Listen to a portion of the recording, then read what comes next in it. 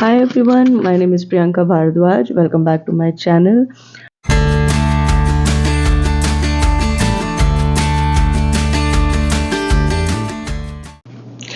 आज के हमारे वीडियो में उस चीज़ के बारे में बात की जाएगी जिसके बारे में बात बहुत कम की जाती है, जिसको कहते हैं हम लोग प्री प्रोडक्शन वर्क।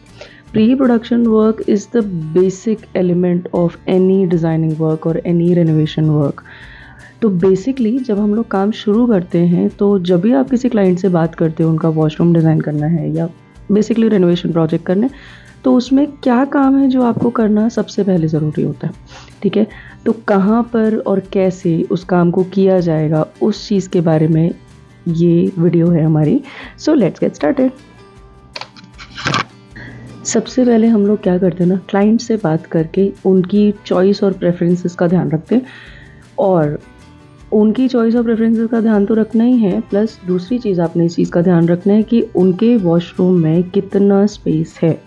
मतलब अगर देखो, अगर कोई चीज़ बहुत बड़ी है ना तो it would be very easy to design, उसमें आप कुछ भी लगा सकते हो।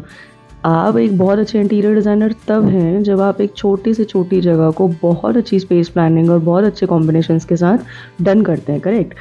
तो सबसे पहले हम क्या करते हैं, हम उनकी चॉइस ले लेते हैं, थोड़ी चॉइस अपनी ले लेते हैं और बीच में से कुछ निकालते हैं जिसको हम लोग कहते हैं मूड बोर्ड। आप उनके आगे एक मूड बोर्ड प्रेजेंट करोगे जिसमें आप उनको ये दिखाओगे कि आप कहाँ पर किस तरह का वॉश बेसिन ट्राई कर रहे हो, किस तरह की टाइल आप चूज़ कर रहे हो, किस तरह के टैप्स आप सोच रहे हो, basically colour combinations, colour palette और डिज़ाइन जो भी आपका है। मतलब अगर आपको लगता है कि आपको वैनिटी लगानी है तो आप किस तरह की लगा रहे हो। बेसिकली मूड बोर्ड एक ऐसी चीज़ है जो एक प्रेजेंटेशन दे देता है उस चीज़ की कि ऐसा होगा। वो सिर्फ आपको कलर चॉइसेस और प्रेफरेंसेस दे देता है और थोड़ा बहुत आइडिया दे देता है कि किस तरह का आपका वॉशरूम दिखने वाला है।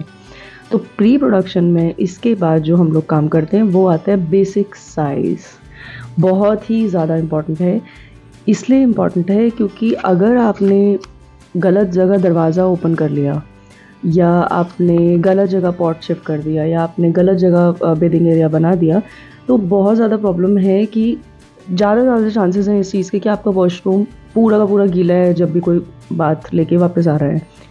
तो इस चीज़ का ध्यान रखना होता है। वॉशरूम में वेट एरिया और ड्राई एरिया का एक पोर्शन होता है। जो हमारा बेदिंग एरिया है it's called wait area obviously, और जो हमारा वॉश बेसिन और इसका एरिया है पॉट वाला, it's could be in dry area. तो आप जो ड्राई एरिया और वेट एरिया को अलग अलग करते हैं तो बहुत सारी जगह हैं जहाँ पर आप लोग पार्टीशन लगा के उसको बंद कर सकते हैं, वेरी इजी। बट कुछ जगह ऐसी होती है जहाँ पे नहीं लगा सकते, पार्टीशंस नहीं लग सकते उस जगह पे। तो कहाँ और कैसे लगाए जाएंगे उस चीज़ के बारे में मैं आपको आगे बताऊंगी।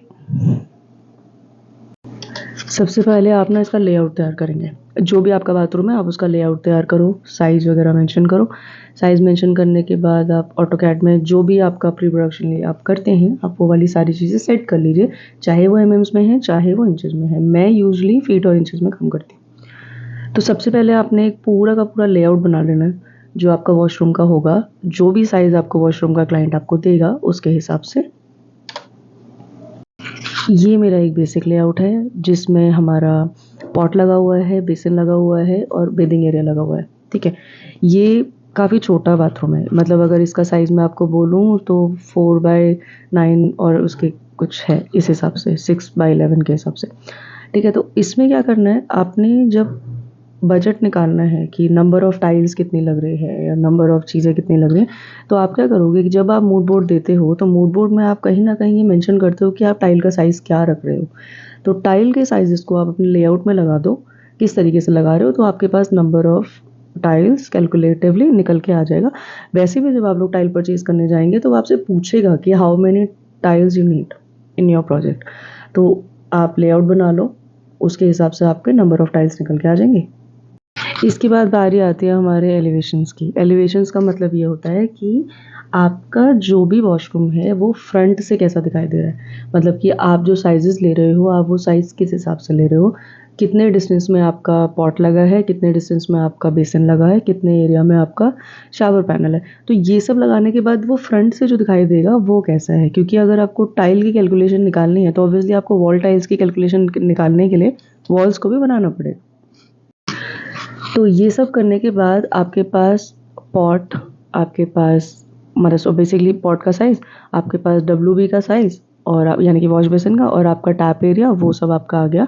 आपको नंबर ऑफ़ टैप्स पता है, नंबर ऑफ़ टाइल्स पता है, नंबर ऑफ़ क्या नाम है, इलेक्ट्रिक पैनल्स पता है, गीज़र कहाँ लगना है और कहाँ-कहाँ आपके पावर प्लग्स लगेंगे। तो basically pre production work is very important to before start your project, because अगर आपके पास सारी चीज़ें लेआउट में होंगी कि आपको कौन सी चीज़ कितनी चाहिए, तो आप बजट ईज़िली बना सकते हैं किसी का भी, और आपको आइडिया रहेगा कि आपने कितनी चीज़ें परचेज़ करनी है, सो दैट बहुत ज़्यादा आप एक्स्ट्रा में ना खरीदें चीज़ों को, क्योंकि वो वेस्ट होती है ऑब्वियसली। ठीक है, क्योंकि टाइल्स जो हैं वो, कुछ टाइल्स हैं जो ईज़िली सस्ती मिलती हैं, कुछ है थोड़ी एक्सपेंसिव होती है, तो वो जो है आप वो एक्सपेंसेस आप अपने प्रोजेक्ट में नहीं झेल सकते। That's why pre production work is very important, and stay tune until ये प्रोजेक्ट खत्म होता है, मैं आपको इसके फाइनल रिजल्ट्स दिखाती हूँ। Thank you so much.